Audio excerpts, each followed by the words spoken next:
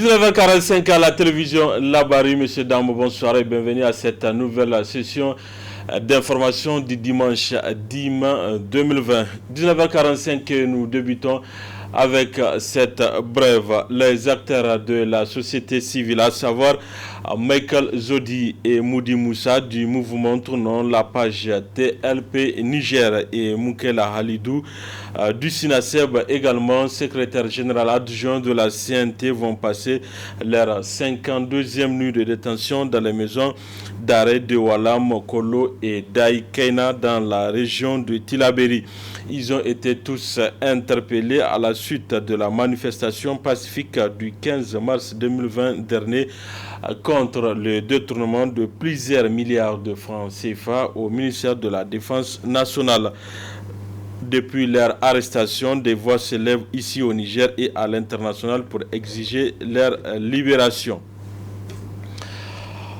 Dans ces mois bénis de Ramadan, il est recommandé de multiplier les bonnes œuvres parce que c'est un mois d'adoration et d'invocation. Il est aussi recommandé aux jeûneurs de se discipliner, comme nous l'explique ici à Ben Salah.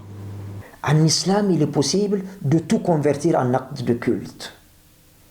Même les rapports intimes avec nos épouses, dans l'intimité de nos chambres à coucher. Il aurait suffi simplement de mentionner le Seigneur pour que cet acte nous procure une récompense dans notre balance de bonnes œuvres, au même titre que la prière, le jeûne, le pèlerinage et que sais-je encore. Même manger, mais c'est pour nous que nous mangeons. Nous avons faim. Si on ne mange pas, on va crever de faim ou de soif. Alors, quand on mange, il suffit de mentionner le Seigneur au début et à la fin pour voir tous nos péchés effacés. C'est ainsi donc que pour le Ramadan, pour le jeûne, au moment de sa rupture, d'abord le messager a dit, il y a une invocation qui n'est jamais refusée. Les invocations au moment de la rupture du jeûne sont acceptées, sont agréées par le maître de l'univers, aussi longtemps qu'elles ne sont pas destinées à vouloir causer du tort à autrui, du mal à autrui ou à vouloir rompre les liens de parenté. Il nous est demandé, selon la sunna, au moment de rompre le jeûne, de dire ذهب الظمأ وابتلت العروق وثبت الأجر إن شاء الله. Ou alors, de façon beaucoup plus facile, je pense, Allahumma laka sumtu wa ala rizqika aftartu. Seigneur, c'est pour toi que j'ai accompli ce jeûne et c'est grâce à toi, avec ce que tu m'as accordé, que je le rends. C'est la formule. Quand on l'a dit, c'est une récompense supplémentaire, même si on ne la dit pas, il est clair que le jeûne, si elle a été accomplie dans les règles de l'art, à ce niveau, j'aimerais insister sur une chose. Le jeûne, ce n'est pas seulement s'abstenir de manger, de boire, d'avoir des rapports intimes. Le jeûne, c'est aussi une discipline. Il faut contrôler ce qu'on dit, contrôler ce qu'on voit, contrôler ce qu'on entend, contrôler ses membres. Où est-ce qu'ils vont? Qu'est-ce qu'on fait avec les mains, avec les pieds? Tout ce qui est à nous doit participer dans l'effort de prière à Allah pendant les journées de Ramadan, mais également pendant la nuit, mais surtout partout en toutes circonstances. C'est vrai que le mois béni de Ramadan, c'est un mois spécial, mais Allah, on doit l'adorer 365 jours de l'an sur 365. Toujours pendant ce mois béni de Ramadan, on note sur le marché une disponibilité des gadgets religieux qui le plus souvent aide et facilite le jeûneur à accomplir ses piliers de l'islam. Le reportage est de Asma Oussedou. Pendant le mois de Ramadan, on note une abondance de différents gadgets religieux. Chapelets, livrets, bonnets, cure-dents, beaucoup sollicités par les fidèles pour leur facilité ou encore bénéficier du bienfait de ce mois béni. Les vendeurs de ces gadgets, eux, se frottent les mains. Ça va, mais pas comme les années dernières là. Parce qu'une seule personne peut venir acheter des 1000, 3 000, 4 000. Mais maintenant, c'est rare. La personne qui vient, va acheter 10, 50 ou 100 parfois. Maintenant, il y a électrique. Le compteur électrique, là, c'est ça qu'on achète beaucoup là. Mais ça, là, c'est rarement. C'est changé. Alhamdulillah, on gagne. Parce que parfois, si tu penses même de tes dépenses et autres là, dans ça, là, ça c'est étonnant. Parce qu'il y a la baraka dedans. Comme c'est des choses islamiques, en même temps, c'est affaire du musulman là. C'est très bon. Pour les clients, ces gadgets religieux sont d'une importante utilité en ce mois béni de Ramadan. Je suis là pour des produits islamiques traitant de l'islam. Abad Sauda, le prophète Mohammed sallallahu alayhi wa sallam, paix et salut sur lui, l'a déjà utilisé. Je souhaite que tout musulman l'utilise en ce mois béni de Ramadan. Il est très important. Cependant, il faut noter que ces gadgets traditionnels sont en train d'être remplacés par des gadgets islamiques, à l'exemple des livrets et autres versets coraniques qu'on trouve dans les téléphones portables, mais également l'existence des chapelets électroniques. Une catégorie de personnes sont dispensées de jeûner. Il s'agit de ces personnes souffrant de maladies chroniques, surtout en cette période de forte chaleur. Plus de détails dans ce reportage de Nafissa Touzakou. Nous sommes dans le mois béni de Ramadan, un mois pendant lequel il est recommandé à tout musulman de jeûner. En effet, ce jeûne n'est pas obligatoire chez les personnes ayant des maladies chroniques. Pour les malades chroniques, il y a des dispositions qu'il va falloir prendre. La première mesure, parce que ces malades chroniques sont suivis par des médecins, je pense qu'ils doivent aller consulter leur médecin traitant. C'est à lui, en tout cas, de donner son avis s'ils peuvent jeûner ou pas. Parce que je pense que même la religion prévoit, en cas de maladie, le jeûne n'est pas obligatoire. Et je pense qu'il va falloir qu'ils consultent leur médecin, une fois qu'ils les examinent, tant cliniquement, mais aussi paracliniquement, pour effectivement de voir s'ils sont stabilisés et qu'ils peuvent supporter les jeûnes. Et maintenant, au cas par cas, s'ils arrivent à jeûner, et de pouvoir assurer le bon fonctionnement de l'organisme avec un bon équilibre alimentaire. L'organisme, en tout cas, malgré le jeûne, il doit fonctionner et il doit avoir besoin effectivement des nutriments pour bien fonctionner. Le nutriment, je parle de macronutriments, c'est que nous avons l'habitude de consommer des aliments riches en sucre, en glucides notamment, les protéines, mais aussi les lipides, mais aussi et surtout des aliments riches en vitamines et en oligo-éléments. Dans cette période de forte chaleur, les médecins recommandent aux jeûneurs de consommer beaucoup d'eau. Les malades chroniques, en tout cas, s'ils arrivent à avoir le consentement de leur médecin pour jeûner, il faut qu'ils privilégient surtout la consommation des aliments qui peuvent leur apporter beaucoup de vitamines et de sels minéraux. Et ça, c'est surtout les fruits et les légumes qui doivent être privilégiés. Mais aussi l'eau, vous savez, c'est une période en dehors de la maladie. Même les personnes qui ne sont pas malades, qui sont apparemment saines, n'est-ce pas, sont exposées à un risque de déshydratation énorme. Et surtout si c'est cumulé au jeûne, donc c'est de boire beaucoup d'eau. Mais boire beaucoup d'eau, il faut aussi le faire de manière fractionnée, je dirais, parce que c'est fréquent. Au moment de la rupture, les gens cherchent à compenser, en tout cas, ou à combler tous les besoins de toute la journée. Non, il faut le faire de manière fractionnée, que les tubes digestifs puissent bien digérer les aliments consommés afin que le nutriment soit profitable à l'organisme. Il faut noter que durant ce mois béni de Ramadan, les musulmans doivent éviter la consommation des aliments trop sucrés ou avec graisse.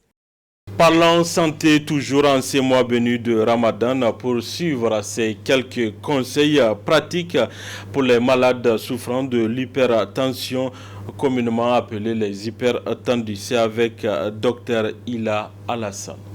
Par rapport à l'hypertension artérielle, si vous n'êtes pas en période de crise, il n'y a aucun problème, vous pouvez effectivement faire le carême, il n'y a pas de problème. L'essentiel, c'est essayer de prendre ces produits comme ça se doit. Donc chez les médecins, vous partez, on va vous expliquer comment vous allez effectivement adapter votre traitement pendant cette période de carême. Si vous n'êtes vraiment pas en crise, il n'y a aucun problème, vous pouvez effectivement jeûner, il n'y a pas de problème par rapport à ça. Prendre moins sucré, et en tout cas pas trop sucré quand même, donc éviter en tout cas les arômes, c'est extrêmement dangereux pour la santé. Ok, éviter comment ça s'appelle, l'alitement, en tout cas faire surtout pour ceux qui sont déjà déclarés effectivement hypertendus. Donc faire des exercices de temps en temps et faire leur traitement comme le docteur effectivement leur a prescrit et leur a conseillé. C'est extrêmement important. Donc c'est ça, en tout cas les quelques conseils que je peux. Mais aussi prendre, si vous voulez, la viande en tout cas moins graisseuse éviter carrément la graisse animale. En tout cas, s'il y a lieu, privilégier vraiment la graisse ou si vous voulez d'origine végétale, c'est extrêmement important quand vous allez préparer.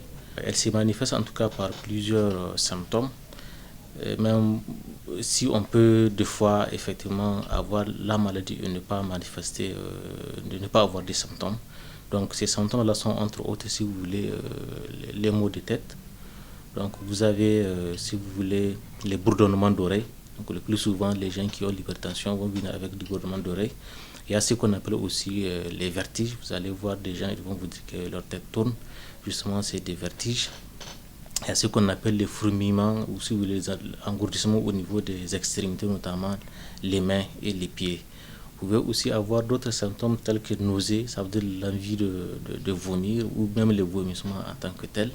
Et effectivement, bien d'autres choses au niveau des organes. Donc, si vous avez effectivement ces manifestations-là, il faut vite aller effectivement vers un centre de santé pour que vous puissiez être consulté. Et il faut peut-être rappeler aussi que pour, si vous voulez, les chiffres normaux de la tension artérielle, c'est effectivement 12,8. Donc, mais il y a des limites qu'il ne faut pas dépasser. Donc, déjà, si vous excédez à 14,9, 14 comme systolique et 9 comme la pression artérielle diastolique, donc on peut déjà dire que vous avez une hypertension artérielle. Donc, c'est l'augmentation effectivement de ces chiffres-là qui permet justement de dire que vous avez l'hypertension artérielle ou vous ne l'avez pas. Culture, dans cette édition, depuis un certain temps, nos différents médias sont inondés par la diffusion des œuvres cinématographiques Made in Niger. Le directeur général du Centre national de la cinématographie, Sani Magori, explique le pourquoi de cette campagne et aussi les problèmes que rencontre le cinéma ici au Niger. C'est au micro de Abdrazak Léo et Ibrahim Abdou. Le cinéma nigérien se découvre à partir de ces moments. Donc il y a beaucoup de films qui ont été produits. Bon, maintenant du point de vue financier, il y a vraiment des difficultés de financement du cinéma. Donc la santé du cinéma dépend de la santé des poches des réalisateurs, des producteurs. Donc à ce niveau-là, il y a du travail à faire. Donc, parce que les cinéastes peinent à trouver des ressources pour faire leurs films.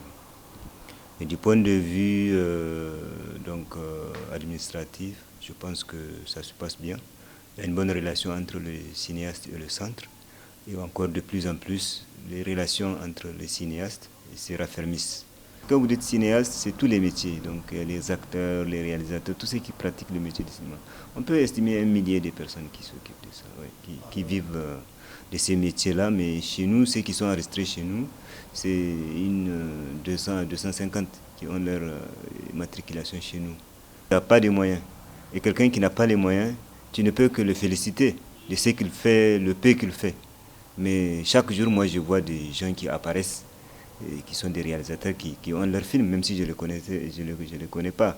Donc, du coup, je peux dire que les gens, ils font ce qu'ils peuvent. Hein, ils font ce qu'ils peuvent avec les moyens de bord. Mais il y a un problème de structuration de la filière, un problème d'identification des personnes, un problème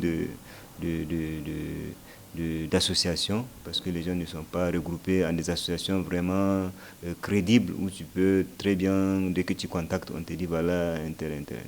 Donc ça manque, et je crois qu'on est en train de voir tout ça, surtout au niveau du conseil d'administration du CNCN. Donc nous avons pu quand même permettre une bonne représentation des cinéastes. Donc chaque corps de métier du cinéma est représenté au niveau de notre conseil d'administration. Et nous pensons qu'à partir de ce noyau-là, on peut remonter la filière pour pouvoir connaître qui fait quoi et où est-ce qu'il se trouve. Donc, et la responsabilité les incombe. Vous vous souvenez qu'en fin de mois de mars, le président de la République, son Excellence Mohamed Issouf, a appelé la nation à lutter contre cette pandémie qui, à l'époque, n'était même pas venue chez nous, donc de prévenir. Et dans ces mesures de prévention, il y a eu le couvre-feu. Et le couvre-feu, c'est à partir de 19h jusqu'au matin. Donc, et nous savons que quand les gens ne vont pas à la FADA, quand ils ne sont pas sur leur commerce dans les rues, le seul espace familial, c'est la télévision. Donc immédiatement, nous avons pensé que nous pouvons répondre à l'appel du président en offrant nos films. Donc, le Centre national de la cinématographie du Niger, avec le ministère de la Renaissance culturelle, nous avons contacté les cinéastes qui ont unanimement accepté de mettre à la disposition du centre leurs films pour céder les droits de diffusion pendant cette période-là des mesures gouvernementales pour accompagner les gens qui restaient à la maison. Voilà, messieurs, dames, c'est tout pour ces 19h45 de la télévision Labari. Merci à vous de l'avoir suivi. Au revoir.